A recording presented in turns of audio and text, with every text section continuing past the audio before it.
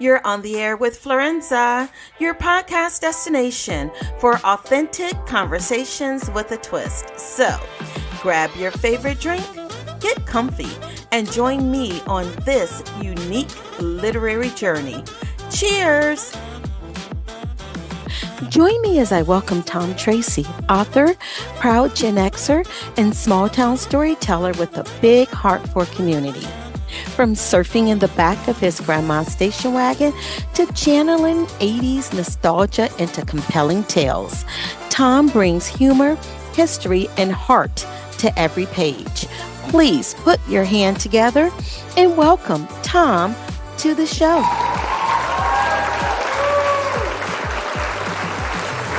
Thank you so much, Tom, for joining me on this episode of On the Air with Florenza, where we are going to dive into all things Tom Tracy. We're going to talk about your books and what you've got going on, and absolutely talk about Pride Month in there as well. But before we get started, we are going to toast to an amazing show. So I have a little red Cabernet going. Ooh. Oh, there we go. Is that a little margarita? What's that? Maybe I'll keep it a little secret. It's actually all right. It's lemonade, but let's pretend it's a margarita. Oh my gosh, I love you already. Cheers. Cheers. Okay, once I cheated, I had sparkling water with a lime, and I did tell everyone that it was my signature drink of tequila, vodka, gin, and rum on ice. I just did not feel like drinking, so it was water. So that's my confession.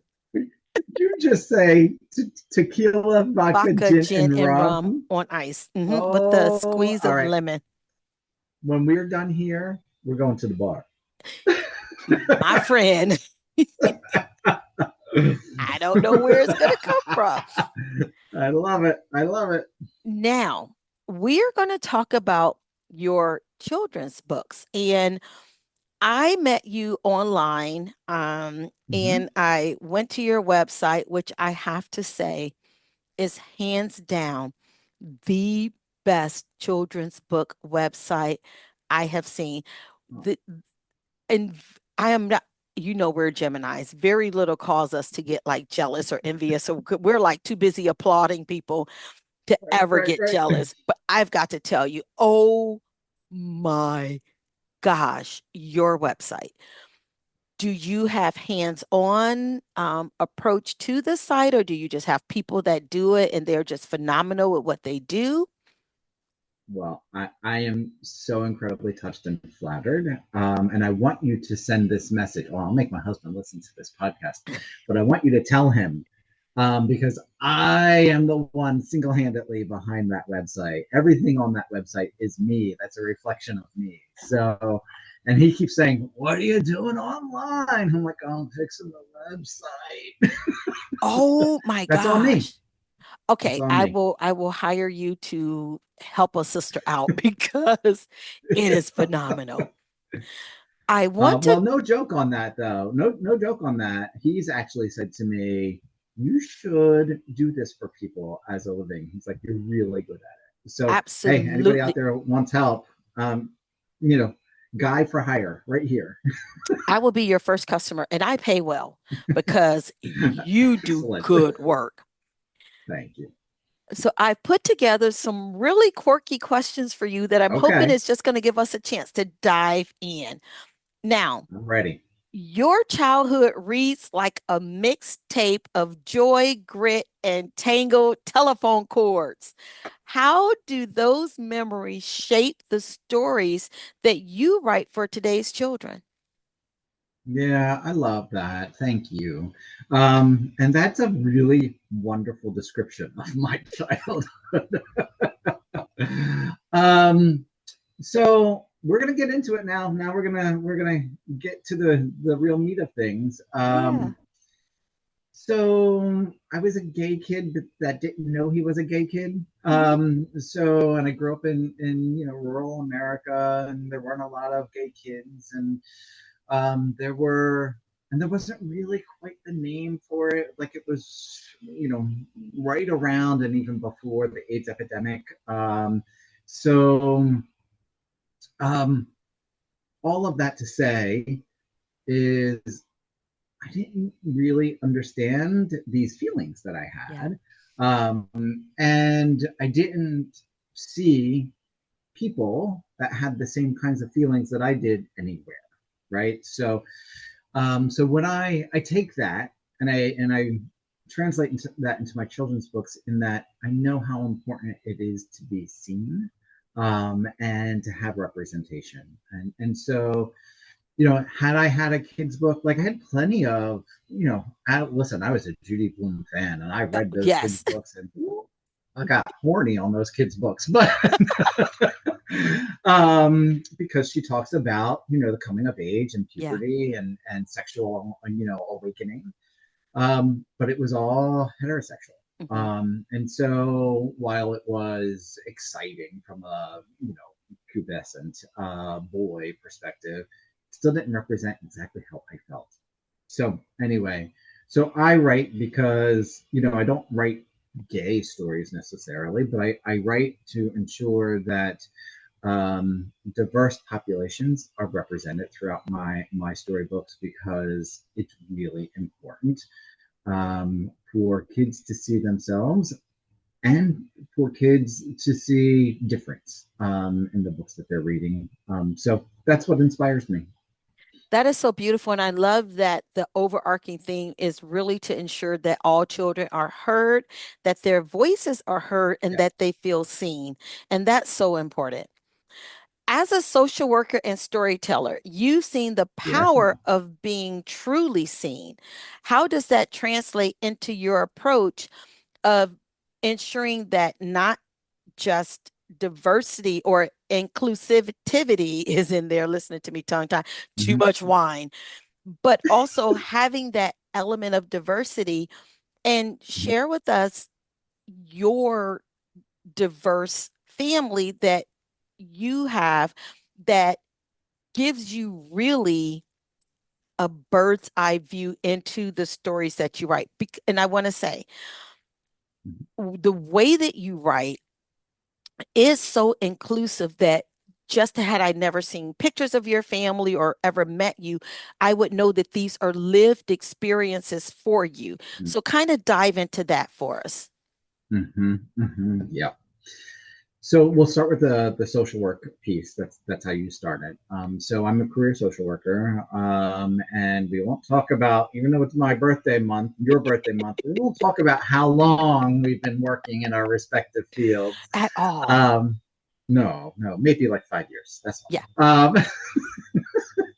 But yeah, so as a career social worker, I mean, I've worked with so many families, and the population that I focused on was Medicaid population, individuals with mental health, or behavioral health, challenges, families with kids that had behavioral concerns, etc. So many of those families, there was a common story that, connected them, and that story being they felt like society didn't see them, Mhm. and that they felt like they were on the fringes, of society, or outcasts.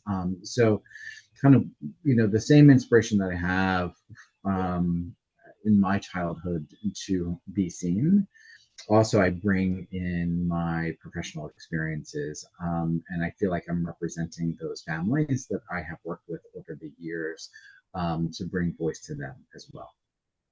um, I'll add one more here, and then we can get personal, again. But one of the things that I like to do when I'm writing about, a lived experience that is more familiar with to someone else than my own, is I engage them, right? I engage. So I wrote a kid's book that featured a youth in foster care. And so I reached out to, foster parents. Now, we're former foster parents as well, but our singular experience doesn't represent everyone's experience. Right. So I reached out to an advisory group. I created an advisory group of foster families to pre-read the book, and give feedback to make sure that I didn't misrepresent. And I got some great feedback that helped to inform the final output or the final book. So, I think it's really important is you can't pretend to have deep lived experience, but if you want to represent that particular area, you need to then speak to the folks that have that lived experience so that you can do justice in bringing their voice forward. Uh, I feel like I'm getting chatty here, but you asked No, about my lived yeah, experience, and I because, and appreciate I the think fact that, that you can see that. yes, and I think that one, I think is beautiful. Your family is absolutely gorgeous. Like, again, everyone's going to be on your website. You're going to see like, where are all these, what's this traffic from?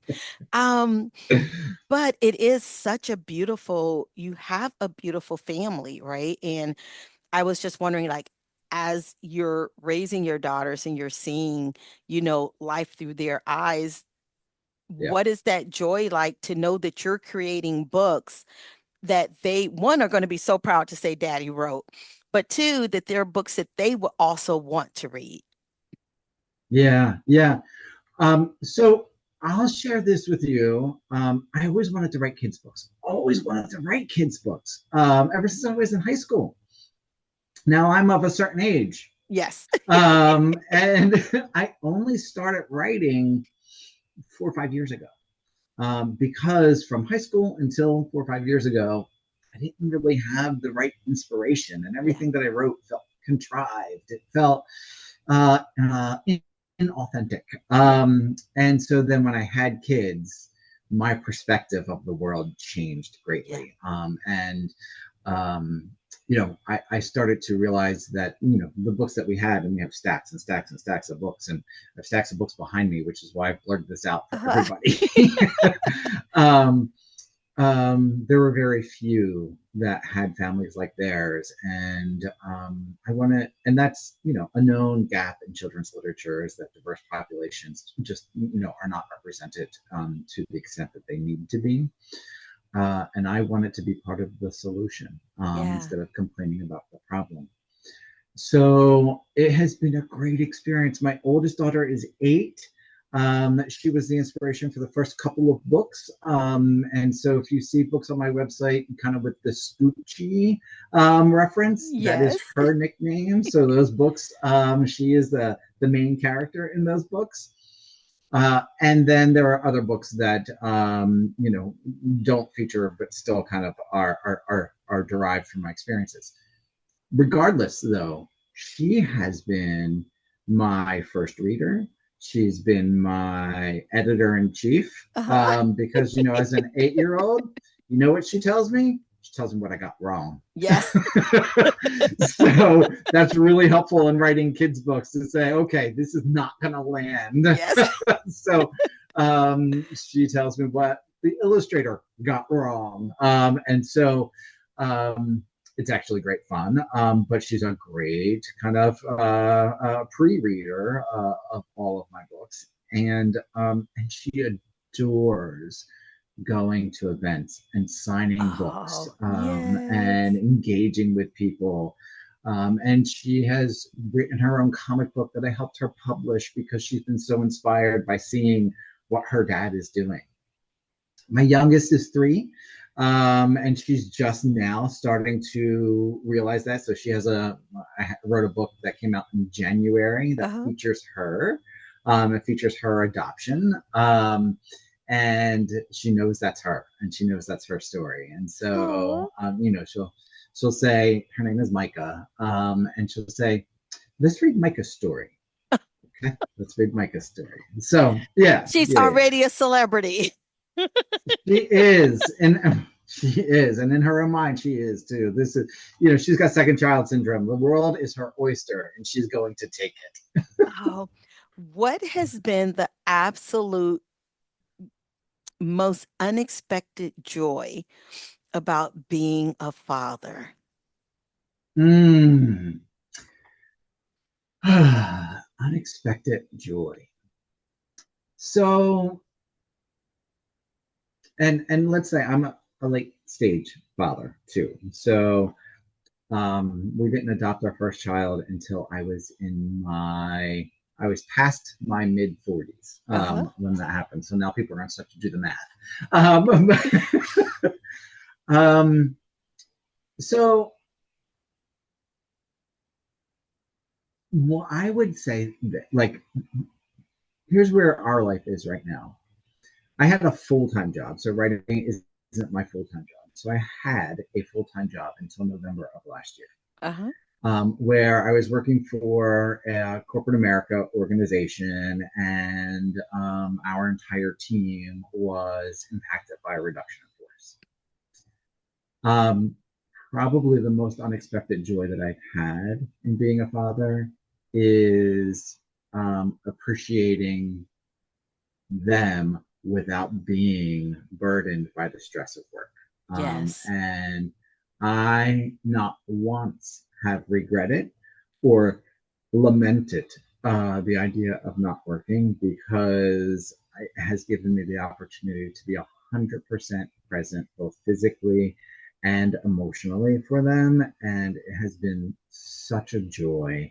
And, you know, I can appreciate now Yeah. stay at home moms, stay at home parents, because it is amazing. It is. So It I would have is. never thought that I wouldn't have a job and, you know, would be fulfilled in being full time, like 100% dad. I don't regret having kids, but I mean, you Yeah. know, I never envisioned my life to be this way. And I, no regrets. It's incredibly blissful. I love it. Oh, that is so sweet. Now, Mm. the 80s were filled with bold color, big hair, Mm-hmm. and Mm-hmm. even bigger emotions. If your childhood had a book title, what would it be? And would Judy Bloom or Captain Kangaroo narrate the audiobook? Cool. All right. So, Captain Kangaroo. I would love that. I would love Captain Kangaroo if you're listening. I would love Wouldn't that. that That would be be so awesome? cool. We had It great childhoods, would. didn't we? We did. We did. Oh my gosh. We can do a whole show on that. Oh, just that. Let's see. I think I'm gonna go with something like uh, long hair and don't care. Ooh, I like that. Long hair and don't care. And who would narrate it? Which, and it would be a twist, because the reality is, as you mentioned, the 80s were full of big emotions, is that we did care. We Yeah, just hid it. yeah, We just hid it. yeah, So long hair, don't care is really just like the outward mask yeah. for the big emotions. So somebody's going to write that book now. So who would narrate it? Well, it's got to be somebody from the Brat Pack. So, yeah, let's give it to Brad. Yes, Let's give it to Brad. Brad Pitt. yes. Got Yes, to, got yes. to. Although Brad wasn't part of the Rat Pack, was he? No, but Rob I Lowe. give it to Rob him. Lowe. Rob Lowe. You know what? That would be so good. He has such a great voice, right? Yes, Oh, there we love go. it. We'll give it to Rob Lowe. Absolutely. Now, you write with such a personal lived experience, which we've dived into. Was there a Mhm. particular moment when you realized my story might help someone else feel less alone? Mm, mm, mm. So I did this event in this farm area of South Jersey, and I thought, this is going to be an interesting event. Let's see how well it goes. I sold one or two books out of a whole day event, but actually, I have two stories here. But the most impactful thing that happened that made the entire day worth it was this family came up to me and said, "We love your books." Now, first of all, you know my books. That's amazing. But secondly, they had a son that they were adopting through foster care. And there's a scene in one of my books, in Scoochie's adoption book, where we're standing before the judge during the final adoption hearing. And this little boy, um, that scene resonated so strongly with him because he's had to appear in front of a judge because of the foster system, and he had never seen that in a book before. Oh, And so, right, like, so he saw, and he was, 4, 5. And then I will say, my second story is I do this book festival every single year, a local book festival every single year. Shout out to the Collingwood Book Festival in New oh Jersey. yeah. Uh-huh. Uh, oh yeah, you know it. Yeah, Yeah. love the Collingwood Book Festival. I have a young person who comes back to see me every single year, and last year, I'm going to say this young person came back to tell me that they were non-binary. Oh, And now my books don't kind of focus on that, but I would like my books created a safe space yeah. for this young person to share that with me. And I was like, oh my gosh, look at this connection that we've made through books, Hmm. just and through, yeah, anyway, through creating a safe space. So, yeah, I think those two events kind of stand out to me the most. That is so beautiful. And for anyone listening that may say, oh, I get that your books are for, and then try to put like a label of categories. What I want the listeners to understand is not only are your books exceptionally well done, from the writing to the illustrations to the storylines, but they are for everyone because that universal truth that's woven throughout the pages is important to life, right? And what would you say to someone listening that might not understand where your books would fit into their library? What would you say to that person that's still not sure? Hmm.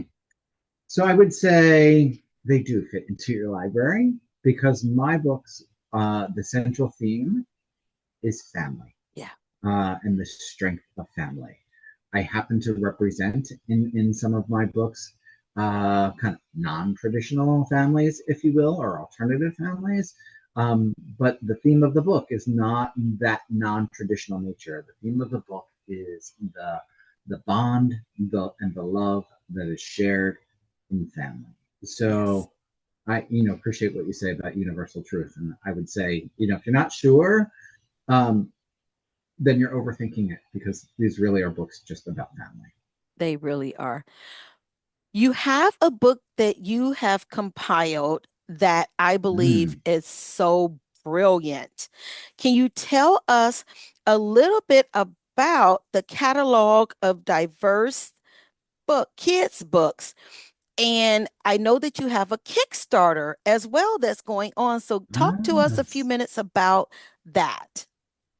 are you talking about this I book? am. Yeah, so I have been concerned as an individual and as a citizen of the United States about the dismantling of DE&I, or the making DE&I kind of public enemy number one. And so I've struggled. I found myself struggling with what can one person do? What can one person do? And as an author who kind of puts diversity forward, or first, I realized that there are so many people like me that are doing the same thing, but yet we're all these individual voices. And I wanted to create a project where we could coalesce those voices, bring them together to amplify those diverse voices. So what I've done was I've worked with 100 different authors of kids books that are diverse themes. So race, ethnicity, religion, family, mental health, etc. 100 different kids book authors from across the globe, And I have created this 200-page catalog that showcases, I'll show you, but showcases more than 150 kids' books, all of which, there's an introduction, here's the title, the author, a description, the book cover, and then where you can buy it. But it's a guide really to help Very good. parents or anyone um, discover, right? So I have it broken down into different, you can't really see it, sorry. Yeah, there it is. Uh-huh. But different kind of table of contents, which if you're looking for something about abilities or disabilities, it's color coded and you can go to that section. If you want something around religion, you can go to that section. To make it easy for adults to discover books that they may not be aware of because this is all about indie authors. So if there's somebody represented by the big publishing houses, that's not in this book Right. because it's an opportunity to give indie voices a greater voice. So it's been a great project. And yes, we have a Kickstarter where we're raising money to print mass copies of this book so that we can give it away for free to parents, librarians, and educators at events. So that's the goal of the Kickstarter, is to raise the funds to then disseminate this broadly and widely to those that need it and want it. Wonderful. And I will have the link for the Kickstarter as well as your Oh, phenomenal website in the intro and as well as in the information. So we've come thank to the you. part of our show that I call last call. It's just a few rapid fire questions, not designed for you to Okay, think too hard. Pop off the first thing that comes to mind. okay, Okay, take a sip. ready. Mm-hmm. Right. Oh, yes, yes. Now I wish there was alcohol in here. All right, Let's do it. listen. Okay. Sears Wish Book or Scholastic's Book Fair? Sears Wish Book all the way. All the way. Atari 4600 or Friday Night Videos? Oh, Atari 4600. Now, did you get it when it first came out? Were you like, tell me you're rich without telling me you're rich? Or did you have to play your friends until it was old news and then you No, got one? I had one. I had one. I felt rich, and it was connected to my mom's 8-inch black and white television in her bedroom. I But love still, um, I was a Pong and Berserk fiend. Yes. So Atari 4600 all the way. it. Describe your parenting style in one mixtape title. Mm. Um, Forgive yourself for mistakes. Ooh, I love that. That is so important.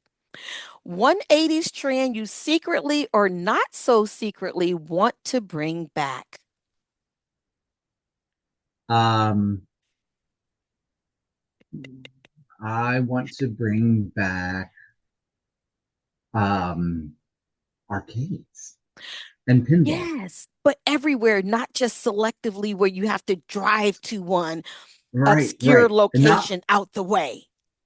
right. And not stuck into a mall, like a true Yes, arcade, a gathering spot. Yeah. I'm with you on that.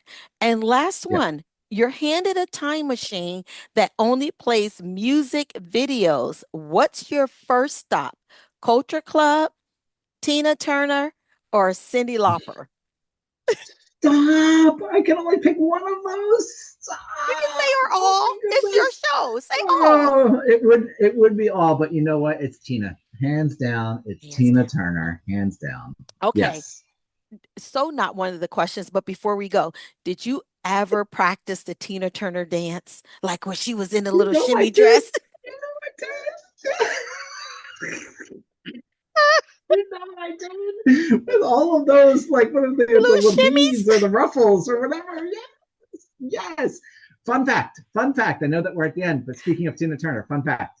I'm an autograph collector as well. So I love collecting autographs. I have an autographed pair of boots that Tina Turner wore on stage. T- Tell Yes. the truth. Did you pull a Cinderella move where you were Anastasia trying to get your Bigfoot into the boot? Or were you just like, okay, these are just going to sit on the shelf and never get touched? That's exactly, and no one else better touch them either. Yeah, no, they are like prized possession. They don't get touched. The Oh, only foot smell that I want to smell coming from that is Tim Turner's foot smell. oh my gosh. Thank you, Tom. This has been so much fun. I have loved every minute of it. Thank you. Well, happy Pride Month. Happy Pride Month and happy birthday. Happy birthday. Whoop, whoop. And this wraps up another episode of On the Air with Florenza. You may follow me on all social media platforms under Florenza Lee or via my website at florenza.org. Until next time, cheers.